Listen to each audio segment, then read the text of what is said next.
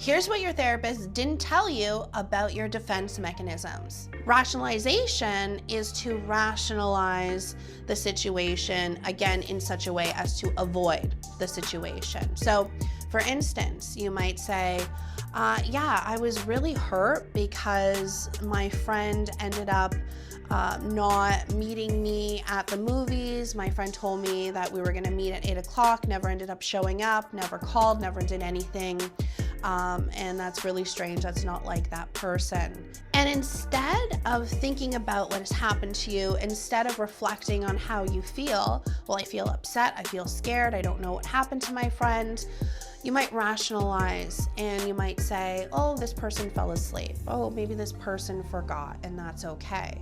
So instead of focusing on what has happened to you and how you feel and what's going on, you rationalize the situation, avoid the situation, and then focus on what's going on, let's say, with the other individual, with your friend. So these are ways in which we can avoid what has happened to us, that pain. So in this way, our ego, our mind doesn't have to process it, doesn't have to feel very overwhelmed.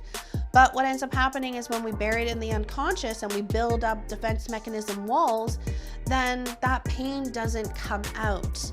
It doesn't come out in such a way as to process it.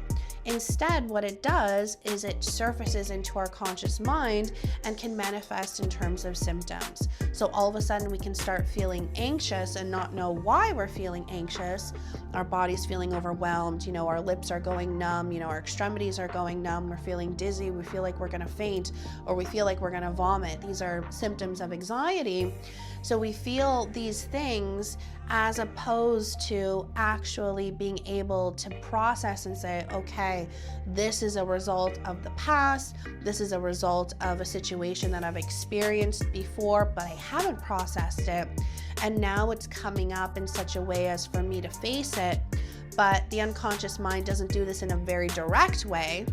It does it in a very indirect way, again, through symptoms. So until we understand the driving forces behind these symptoms and break down defense mechanisms, break down those walls, that's the only way we can actually process pain and reduce or eliminate certain symptoms.